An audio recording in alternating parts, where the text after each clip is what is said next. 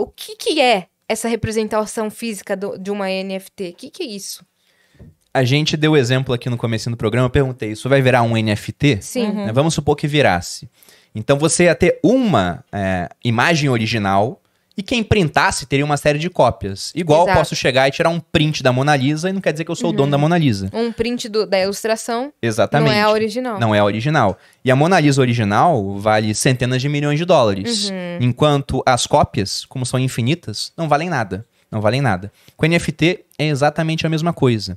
Agora o ponto é, por que a Mona Lisa tem valor? Era todo um contexto histórico, o autor foi Leonardo da Vinci. Sim. Era uma obra que ela não era nem tão famosa, aí teve um italiano chamado Vincenzo Perugia, que roubou essa obra no começo do século XX, e aquilo deixou a Mona Lisa mais famosa.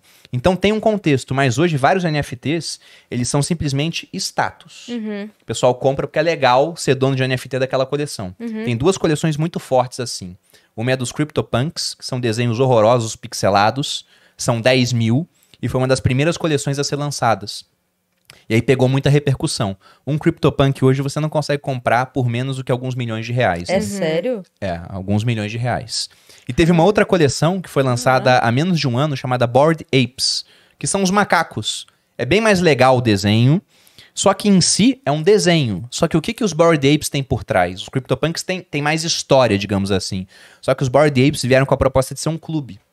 Só tem 10 mil também, e quando você compra, você entra para uma lista seleta que está repleta de atores e atrizes de Hollywood, e você tem cara que joga na NFL, né, na Liga de Futebol Americano, cara da NBA, não sei o quê. E você Aqui tem no acesso Brasil também a festas exclusivas. Exatamente. Então vira um ingresso para você fazer parte de um clube. Aí igual o fez pessoal mais sentido pra gente, né? faz. A gente soube Igual o disso. pessoal compra um título de um clube. Sim. Então vamos supor que eu tivesse comprado um desses macacos. Eu cogitei comprar. Depois eu pensei, você tá doido, né? Na época só custava uns 800 mil reais. Hoje esse mesmo macaco tá um pouco mais de 1 milhão.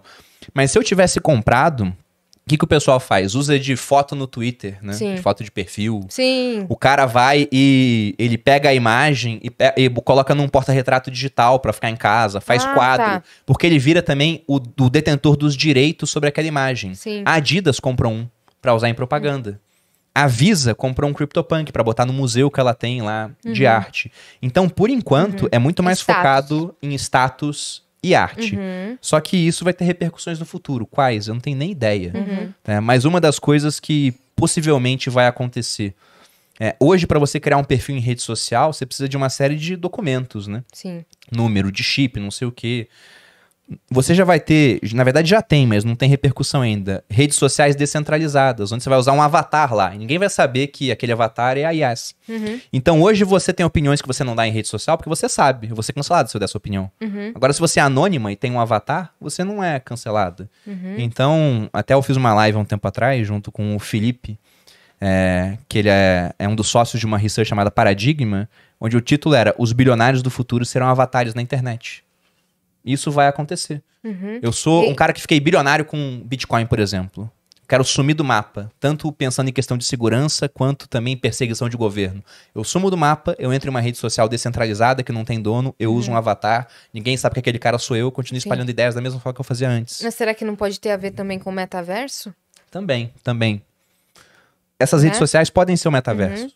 E a NFT dá acessos exclusivos? Dá pra fazer. A gente tem um membros, projeto assim? lá no Grupo Primo com NFT.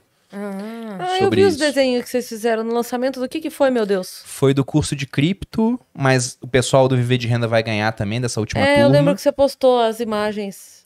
Tem várias imagens, mas a ideia é dar algum tipo de benefício atrelado a ela. Sim. Então, por exemplo, né, são 10 mil imagens também. A gente pode fazer assim, dando um exemplo, não quer dizer que vai ser exatamente assim. Cada NFT tem um número. Todos os NFTs de números primo, já que a gente é o grupo primo, vão poder assistir um episódio especial do podcast ao vivo. Vamos fazer, sei lá, vamos pegar um estádio, botar 30 mil pessoas dentro para fazer palestra e show. E o ingresso é o NFT. Aí só entra quem tem NFT. Então é fazer um clube exclusivo, Sim. de fato. Você logou numa plataforma nossa e tem um NFT, você tem acesso a uma área secreta. Então dá pra fazer Nossa muita coisa. plataforma também Sim. tem esse plano. Não, a plataforma de vocês está pronta Sim. pra fazer isso. É. Tá pronta pra isso.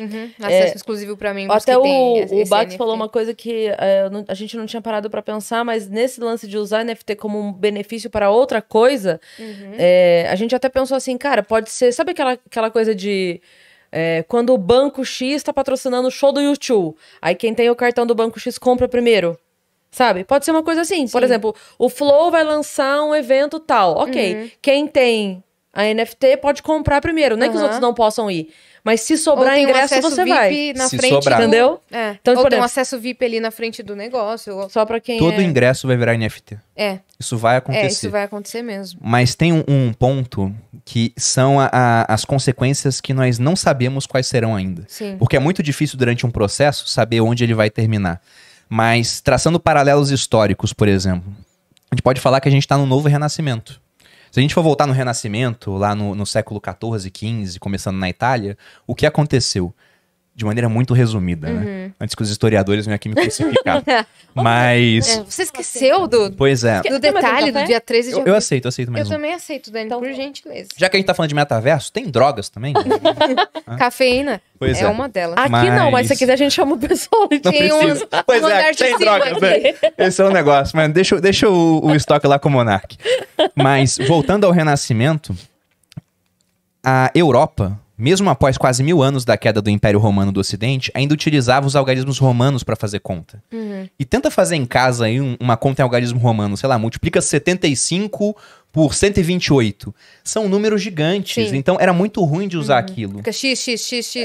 E além disso, imagina fazer um empréstimo usando o algarismo romano e cobrando uma taxa de Meu juros. Deus, já tô não maluca. tem número decimal, então era terrível para uma sociedade que precisava de Aí vai instrumentos ser ótimo, financeiros. porque a gente passa Sim. pra juros compostos com o número Não dá, romano. não dá. O juro composto já é uma delícia de fazer. Com o número romano, meu Deus. Era impossível. Tinha que ter uma série de arredondamentos. Então era muito difícil você fazer esse tipo de coisa. Sim. Até que teve um cara da cidade de Pisa, que ele foi pro Oriente e viu que o pessoal no Oriente utilizava os algarismos indo-arábicos. Sim. Então a gente teve, repare, uma revolução primeiro na linguagem, que foi um uso diferente da matemática. Esse cara voltou, o nome dele era Leonardo Fibonacci. Né? Tem a sequência de Fibonacci, o pessoal que gosta de análise técnica em bolsa gosta muito disso, né? A gente encontra a proporção áurea em tudo que se faz, Sim, né? Pega a sua sim. altura, divide pela metade do seu corpo, Sim. braço, etc. Teoricamente, quem tem as proporções áureas é mais bonito, né? Vocês podem ver que o meu rosto é perfeitamente simétrico. Né? Fibonacci. Mas voltando para a questão do Fibonacci, ele trouxe os números para lá. Sim. E aí, com Mas essa foram os revolução... árabes, hein? Foram os árabes. É indo-arábico, né? Sim. Os árabes Que nem hindus. Já tô puxando Não, sardinha aqui, né? a César o que é de César. Né? A César o que é de César. Que nem alfabeto também, né? Eu Toda ri palavra que começa com AL é de origem árabe. Eu ri muito de você falando que foi na sorveteria e te Só um reconheceram. paralelo. Foi maravilhoso. Isso conta pra ele. Você postou, eu ri demais. Eu fui numa sorveteria árabe no sábado, né? Nunca tinha ido numa sorveteria árabe. O pessoal até falou assim, nossa, mas o que tem de diferente? Eu falei, não, é que tem sorvete de tâmara, sorvete de damasco, de pistache, coisas típicas árabes. E aí, só tinha árabe, né? Todo mundo era árabe ali. E eu assim, nossa, ninguém tá... E todo mundo se comunicava, como se fosse uma comunidade muito amiga. E ninguém tava se comunicando comigo. Eu falei... Falhei. Enquanto uma pessoa filha de árabe, eu falhei. Ninguém tá me considerando parte da tribo. Aí, depois que eu pedi o sorvete, depois que eu paguei, depois que eu comprei tudo, o dono falou, você tem cara de árabe, né? Você é árabe, certeza. A cara não nega. Eu falei, ufa! Isso aí, Habib, vamos! Caramba! Fui reconhecida como parte dos meus. Você vê como tá na comunidade é importante pra gente. Sim. Isso acontece com o NFT. Pertencer. Pois é. Total. Tipo, se fosse qualquer outra situação, tava nem aí se não me reconhecesse. Mas naquele momento, tinha eu que- queria pertencer. Aí o cara falou que eu tinha cara de árabe e eu fiquei muito feliz, melhorou meu dia. Eu ri muito quando você postou. Vai, Habib! É nóis, time! Vamos, Habib, é isso. Você dizia do Do Fibonacci. Fibonacci. Então, teve uma revolução na matemática, na linguagem. E aí, você teve, por exemplo, uma família em Florença que se aproveitou disso para começar a emprestar dinheiro ou para fazer operações com câmbio, que foram os Medici. Uhum. E eles foram banqueiros, ganharam muito dinheiro. Então, a revolução na linguagem trouxe uma revolução financeira. Os empréstimos começaram a ser feitos em larga escala. Sim. Isso dinamizou as economias. E com o acúmulo de capital dessa revolução financeira, os Medici, entre outras famílias, foram mecenas de artistas. Michelangelo, por exemplo. E aí você teve uma revolução cultural que foi o Renascimento. Sim. Então começou com linguagem, foi para finanças e chegou até a parte cultural. Sim, Se a gente for pegar a arte, se a gente for pegar agora com criptomoeda, foi a mesma coisa. A primeira mudança foi uma revolução de linguagem, de programação. antes de você ter o Bitcoin, que é um mecanismo descentralizado de consenso, o que acontecia é que você precisava de uma terceira parte de confiança para validar as transações. A gente usa Mercado Livre por conta disso. Se eu não conheço alguém de quem eu estou comprando, como é que eu tenho confiança de enviar o dinheiro pro cara e saber que ele vai me enviar a mercadoria? Aí tem uma terceira parte que fala, não, eu garanto. O governo é essa terceira parte em vários aspectos. Aí vem um cara que falou, não precisa disso. Satoshi Nakamoto, que inventou o Bitcoin. Vamos colocar os mineradores para validar as transações. Os caras fazem um concurso mundial. Quem resolveu o problema ganha recompensa e ainda pode falar. Essa transação aqui ok, essa aqui ok. Essa aqui não vai acontecer porque o cara tentou fazer o gasto duplo, enviar o Bitcoin para 2 pessoas ao mesmo tempo. Então uma foi, a outra não foi. Essa revolução de linguagem começou. E aí veio uma revolução financeira, que foi o Bitcoin. Sim. E muita gente já ganhou muito dinheiro com as criptomoedas. Esse acúmulo de capital agora está financiando uma revolução cultural que está começando com a NFT. Muitos milionários. Pois é. E onde vai parar esse negócio? Não sei. Onde foi parar o renascimento, né? Foi a mudança da Idade Média para a Idade Moderna. Sim. Né? Não dá para saber A o que longo vai prazo acontecer. não dá pra saber Não dá mesmo. para saber. Então eu fico até curioso, Depois porque de vai acontecer muito rápido. 2140, vai acontecer o quê? Não sei. Eu espero estar vivo pra ver. Vamos ver. Sério? Porque vai saber. A evolução tecnológica, como é que tá. É Um verdade. dos caras que mais participou do processo de criação do Bitcoin, que é o Hal Fine, ele tinha um problema degenerativo, né? É o ELA, né? Esclerose lateral amiotrófica, se eu não me engano. E no final da vida ele até estava programando utilizando os olhos. Ele conseguiu fazer isso, né? Com tecnologia. Caramba. E esse cara, ele ganhou tanto dinheiro com o Bitcoin no final das contas, que ele se congelou. E aí que tá um ponto interessante. Imagina se... Ele tá morto, né? Tá congelado morto. Mas imagina que a gente tem um jeito de trazer esse cara de volta à vida. Eu nem sei se isso é possível ou não. E aí tem concepções religiosas, né? Não quero entrar nessa seara. Mas supondo que lá em 2140 a gente consiga descongelar esse camarada. E ele volte a ser a mesma pessoa. Imagina se ele tivesse guardado o patrimônio dele em dólar numa mala. Será que teremos dólar em 2140? Talvez sim. Quanto vai estar valendo o dólar se todo ano ele é programado para desvalorizar? Sim. O real, então, nem se fala, né? Nem Agora- vai ser real mais. Provavelmente Já vai não. ter Provavelmente não. E agora Bitcoin? Se o Bitcoin existir até lá, o patrimônio dele tá intocado em uma carteira que talvez só ele saiba a senha. Sim. E ele é capaz de tirar aquele patrimônio que ficou simplesmente imune ao confisco de governos durante todo esse período.